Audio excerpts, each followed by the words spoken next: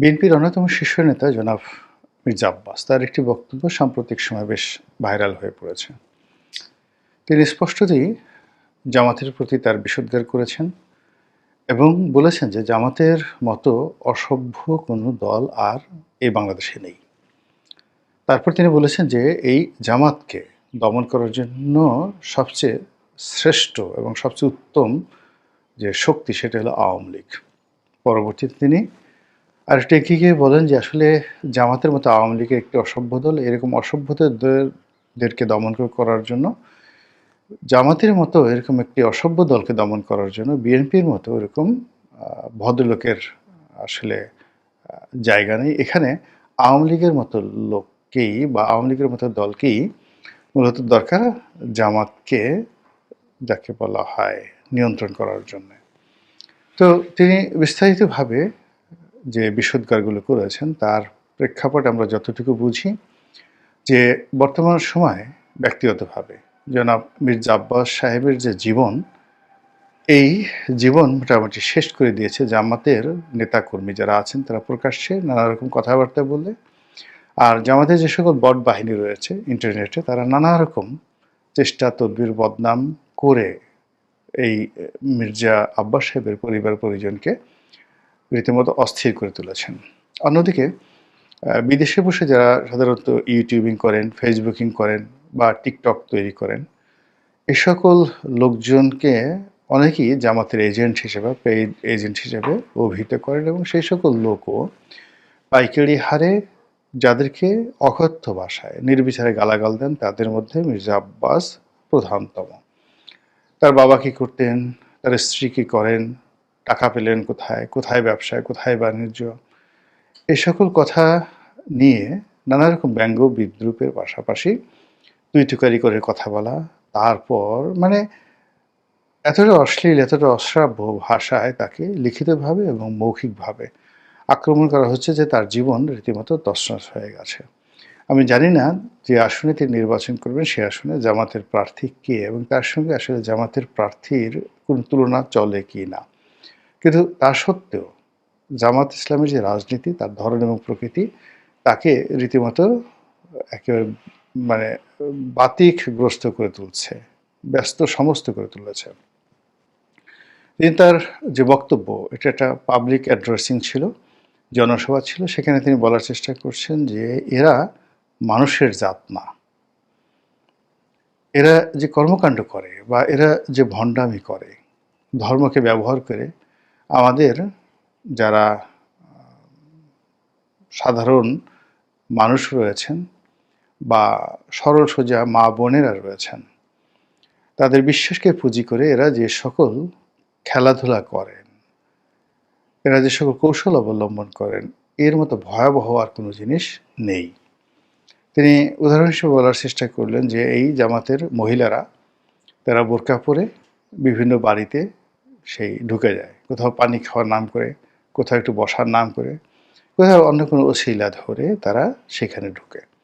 তারপর ইনিয়ে বিনিয়ে তারা জামাতের পক্ষে কথা বলার চেষ্টা করে এবং মুসলমানদের যে ধর্মবিশ্বাস, সেই ধর্মবিশ্বাসকে কাজে লাগিয়ে বলার চেষ্টা করে যে জামাতকে যদি ভোট দেওয়া হয় এই পুণ্য হবে, যদি ভোট না দেওয়া হয় তাহলে এই পাপ হবে।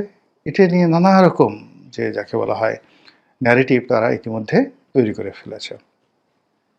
তারপর যখন তারা কাউকে নরম করতে পারে বা কনভিন্স, তারা মনে করে যে এই মহিলাটি কনভিন্স হয়েছে, অর্থাৎ তার কাছে তাদের কাছে মানে যাদেরকে খুব যাকে বলে একেবারে শিকারী বলে মনে হয় যে একেবারে শিকারটা ধরা পড়েছে ফাঁদে, তারা যে প্রচারণাগুলো করে যাচ্ছিল সেই প্রচারণায় ফাঁদে পা দিয়েছে যে মহিলা, তার নিকট থেকে বায়াত গ্রহণ করে কিংবা কমিটমেন্ট তারা আদায় করে নেয় এবং সেটার ধরন আরও অভিনব। তখন তারা হাতটাকে টেনে নেয়, হাত টেনে নিয়ে আমরা যেভাবে যাকে বলে আন্তরিকতা দেখানোর জন্য ছেলেরা, বিশেষ করে ধরুন অন্য একটা ছেলেকে যদি হাতটা জড়িয়ে ধরি তারপরে বলি যে আমার বুকে হাত দেন, তো বুকে হাত দিয়ে আপনি কসম করে বলেন যে এই কাজটা করবেন কিনা। তো এই ক্ষেত্রে যে কোনো পুরুষই যদি আপনার বুকে হাত দেয় তাহলে ধরে নেওয়া হয় যে তার মনটা নরম হয়ে যায়, সে কমিটমেন্ট যেটা করে সেই কমিটমেন্টটার উপরে সে স্থির থাকবে। তো এই ওসিলা করে বা এই কৌশল অবলম্বন করে তারা বিভিন্ন মহিলাদেরকে এভাবে হাত ধরে তাদের সেই বুকে হাত রাখে। মহিলারা তো মহিলাদের বুকে হাত রাখতে পারে, কোনো সমস্যা নেই। তো হাত রাখার পরে তারা বলে যে ঠিক আছে, আপনি শপথ করে বলেন, যে বুকে হাত দিয়ে বলেন যে আমার জামাতকে আপনি ভোট দিবেন। তো হয়তো অনেকে বলেন, তো বলার পরে এরপর তারা আসল ভণ্ডামিটা করেন, যেটা মির্জা আব্বাস বলছিলেন। সেটা হলো তাদের গলায় একটা তাবিজের মতো কোনো কিছু ঝুলানো থাকে, ছোট ছোট করে। সেটাকে একটা ছোট আকৃতির একটা কোরআন শরীফ তাদের হয়তো গলায় ঝুলানো থাকে, আবার নাও থাকতে পারে, এটা সে জানে। তো তখন বা এটার উপকর্তে এমন হতে পারে কোনো মহিলা হয়তো কোরআনে হাফেজ, তার বুকের মধ্যে 30 পারা কোরআন সংরক্ষিত রয়েছে, হোয়াট এভার মেবি। কিন্তু বাস্তবতা হলো ওই বুকে হাত দেওয়ার পর সংশ্লিষ্ট জামাতের মহিলা যারা আছেন তারা বলতে থাকেন, এই যে আপনি আমাকে হাত দিয়েছেন বুকে, এটা কিয়ামতের দিন কিন্তু আপনাকে জবাবদিহি করতে হবে। এর কারণ হলো আপনি কোরআন শরীফ স্পর্শ করে এই শপথ করলেন, এর কারণ আমার বুকে কোরআন আছে। তো এই বুকে যে কোরআন আছে, এটা মির্জা আব্বাস কীভাবে কোরআন আছে সেটা স্পষ্ট না করে তিনি বলেছেন হয়তো তাবিজ আছে। আমি আবার একটু আন্দাজ করে বললাম হয়তো তাবিজের বাইরে কেউ হয়তো কোরআনের হাফেজও হতে পারে, হোয়াট এভার মেবি। তো এটাকে প্রতারণার একটি, যাকে বলা হয় সর্বোচ্চ অস্ত্র হিসেবে মির্জা আব্বাস বর্ণনা করেছেন। তো এই বর্ণনার প্রেক্ষাপটে আপনাদের হয়তো অনেকেরই মনে আছে যে জামাত রাতারাতি যে এই সময়টিতে তারা যেভাবে তৎপরতা দেখাচ্ছে তাদের মহিলা কর্মীদের দ্বারা, এটি এমনি এমনি হয়নি, বহুকালের তাদের প্রস্তুতি। আওয়ামী লীগ জমানাতে এরকম আমরা মাঝে মধ্যে দেখতাম যে জামাতের 20 জন, 25 জন, 30 জন বা 50 জন, এমন কোনো কোনো সময় 200-300 এরকম মহিলাদেরকে গ্রেপ্তার করা হতো। বলা হতো যে এরা কোরআনের তালিম দিচ্ছিল, কোরআনের তালিম দিচ্ছিল। এই অবস্থা থেকে তাদেরকে আওয়ামী বাহিনী গ্রেপ্তার করেছে। এবং তাদের সেই বক্তব্য, জামাতের সেই বক্তব্যে আমরা সহানুভূতিশীল ছিলাম এবং আমরা অনেক সময় সরকারকে সমালোচনা করেছি যে এই ধরনের কর্মকাণ্ড করা কোনো অবস্থাতেই ঠিক হচ্ছে না।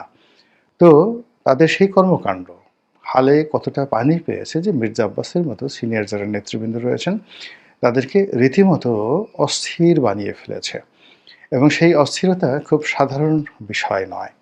যারা এই সময় নির্বাচনের মাঠে আছেন তারা সবাই জানেন, বিশেষ করে বিএনপির যারা নেতৃবৃন্দ রয়েছেন, যে সকল এলাকাতে বিএনপির অপোজিটে জামাতের প্রার্থী খুব স্ট্রং রয়েছে, সেখানে জামাত তাদের কর্মী বাহিনীকে নামিয়ে দিয়েছে, মহিলা কর্মী বাহিনীকে। এখানে আরও একটা বিষয় প্রণিধানযোগ্য, যে শিবিরের লোকজন কিংবা ধরুন জামাতের মূল যারা পুরুষ নেতৃবৃন্দ রয়েছেন তাদের চাইতে মহিলা কর্মী যারা রয়েছেন তাদের সংখ্যা অগণিত।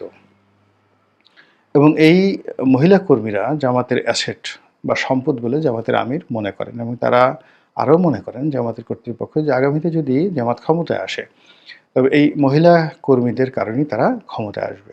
এদের নাম লিপিবদ্ধ থাকে না, এদের কোনো কমিটি নেই, এদেরকে ধরাও যায় না, জিজ্ঞাসাও করা যায় না। তারা মাথায় বোরকা পরে তারপরে শেষে ঘুরে বেড়ায়, অবিরতভাবে ঘুরে বেড়ায় এবং পথে ঘাটে মাঠে তারা সেই কাজগুলো করে যাচ্ছে। আমি পটুয়াখালী জেলার খবর জানি, সেখানে প্রতিটি আসনই এই জামাতের যারা মহিলা কর্মী রয়েছেন তারা পাগলের মতো দিন রাত তারা শুধু ঘুরে বেড়াচ্ছে এবং তাদের প্রার্থীদেরকে বিজয়ী করে আনার জন্য যা যা করা দরকার তাই করে যাচ্ছে। এবং আপনারা যারা রাজনীতির ময়দানে আছেন তারা সবাই জানেন যে পুরুষ কর্মীদের তুলনায় মহিলা কর্মী যারা রয়েছেন তারা অনেকটা ডেডিকেটেড থাকেন। দ্বিতীয়ত হলো যে মহিলারা যারা ভোটার হিসেবে আপনাকে যদি কেউ কমিট করে তাহলে সেখানে আপনি নিশ্চিত থাকতে পারেন যে তারা সেই কমিটমেন্টগুলো রক্ষা করে। থার্ডলি হলো যে একটা পরিবারে শিশুদের উপর যদি আপনি প্রভাব বিস্তার করতে পারেন এবং তরুণদের উপর যদি আপনি প্রভাব বিস্তার করতে পারেন তাহলে ধরে নেওয়া যায় যে সেখানেও আপনাদের যে অ্যাচিভমেন্টটা এটা অনেক বেশি হবে। তো জামাত এই সময়টাতে শিশুদের মধ্যে কি করছেন বলতে পারবো না, তবে তারা নিঃসন্দেহে ক্লাস 6-এ পড়ে, 7-এ পড়ে, 4-5-এ পড়ে, সেখানে তাদের দাওয়াতি কার্যক্রম চালিয়ে যাচ্ছেন। আমি একেবারে নিশ্চিতভাবে বলতে পারি চমৎকারভাবে চালিয়ে যাচ্ছেন।